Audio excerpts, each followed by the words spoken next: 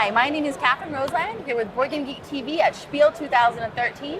I'm joined today by Ignacy Trzewiczek and Michiel Hendriks from Portal Games. Michiel Hendriks, thank you. From Portal Games, and they're here to talk about Theseus, their new board game. Thank you. Yeah. The Dark Orbit. Yeah, this is a new game from Michiel. This is the guy who created Hiroshima Hex, a very popular game. And for the past few years, he was waiting, and finally I made him, okay, Michiel, we need something new, okay? So this year we have a new design. The sci-fi game, the action takes place on the space station, Theseus. There are 4 different factions, aliens, greys, scientists, marines, struggling to control over the station. The board consists of few sectors. They represent different sectors of the station. And each player has 3 action pawns that represent units of this particular faction that move along the station and try to take control over a particular room of the stations. Okay. And the beauty of the game and the trick we have here is that players can move their pawns according to the very strict rule. And the rule says you can move one of your units as many sectors, as many units are in this room. So for example, from this room there are 2 action pawns, so you can move only 1, 2. And this is only your choice. So it makes you the plan where you will stand next round to move the next round, etc. Yes? For example, from this sector I can move only 1 space, but the next round I will move 1, 2, 3. Yes, and it will change. And always in clockwise. Always that way. Yes. What is more, as we can see, if there's a situation like this, for example, we can influence the movement of the opponent, because if I move this guy, there are 2 guys, so I move it 1, 2. But that way I change the movement of this guy, because this guy will now move only 1, because I just escaped from this room, yes? So that way we put into the game 2 levels of decision. You decide where you want to stop this movement, but you also think where you don't want your opponent to stop in his round, yeah? So it's 2 levels of decisions. And where we can stop? We can stop in this sector. If you stop in this sector, you can immediately activate any of other your units. So speed up action, yes, you can move more. On the other hand, if you stop here, there's an action that represents the battle. If you control the corridors, you can shoot anybody on the corridors. So if I 1, 2, and now all my units on the board start to shoot. So I want to finish here, right? If I take control over a control station, if I finish the green one, 1, 2, he can take control token. And control token is something that I can put on any card in the game. I will move to the cards in a moment to just turn it off, because I have a control room and I have the computers and I can turn this device on the station, yes? So the rules of the game, as you can see, are quite abstract. But on the other hand, at the same moment, you can imagine what's going on. I take control over the station, I turn on I take control over the corridors, I can shoot anybody on the station, yes? So you can imagine what's happening. Yeah, and you can visualize it. Yes, and what is more, as we can see, I hope so, you can see them, there are cards. These cards are in the reserve. They are not into the game, they are prepared to be into the game. Yeah. And now, if I finish my movement, bam, I can take one of these cards and put them into the game. So I take the fire, I put it here, and since now this fire is in the game. And I take my new card and put it into the reserve.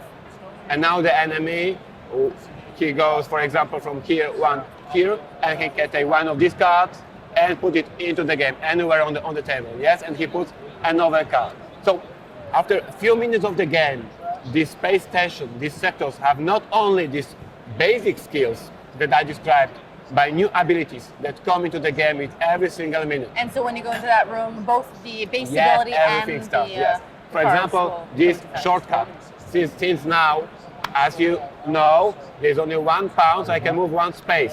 But since the green player, there are aliens, they can walk very quickly under the roof, yes? He upgraded this sector, and now he can move 1, because it's a shortcut, yes? Yeah. So playing the game, we are looking how to change the board so it works well for you, so you can easily destroy the opponent.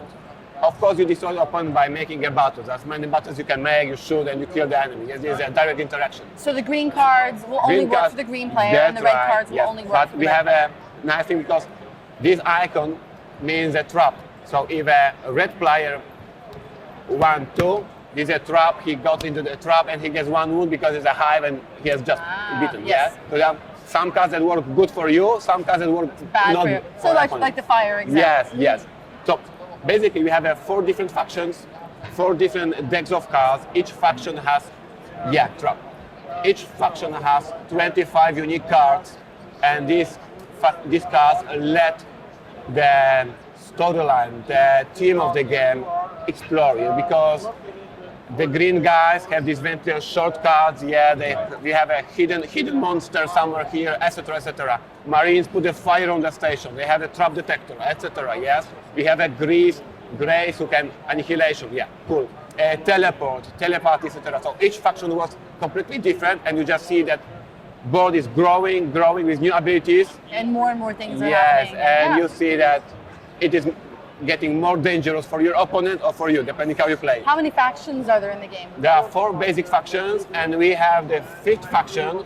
I was writing about it in my blog. You can find it on BoardGameGeek, yes, because Michiel, the author of the game, one day came to me and said, I have an idea for the 5th faction. And I said to him, Michiel, I have no money to put anything more into the box, so get away. I have no money for that. And he says, I have, and he managed to discover such smart rules that this 5th faction works on a few tokens that I, as a publisher, was able to afford to put into the box. Fantastic. So Michiel is happy he has his 5th faction. I am happy because I don't lose money as a publisher, yes? And you gamers have 5 factions, yes? The Pandora faction is a illness, yes? Is the word, yes? Some illness that is disease in yes? And it takes control over different cars, and everything is collapsed. It's very interesting and very unique faction, yes?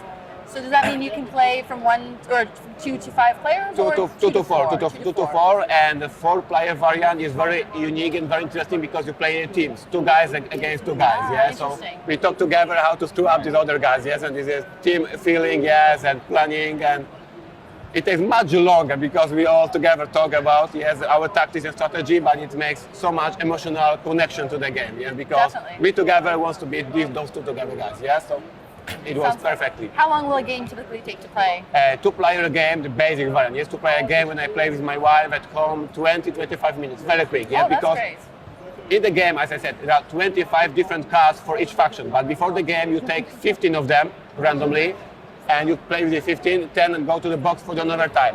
And the game ends when these 15 cards are run off. So basically, you make 15 or 20 moves, and the cards are off, and we check who won. Yes. So it's quick, very tactical game, lots of brain burning, yes, when you have to prepare where to stop and mess with the opponent. You are interested in that? Yes. You want to play. So this is basically Theseus. On BoardGameGeek side, there is a video presenting gameplay of the game and setup of the game. Of course, we have rulebook on your side. The same for the Legacy. There is a game tutorial, there is a setup, there is a rule book. Fantastic. As far as I remember, game tutorial has a mistakes. Yes, because I did it. Yeah, so I'm sorry. Yes, I make a good show, but I'm not good at rules. So it's a funny video with mistakes. You can watch it.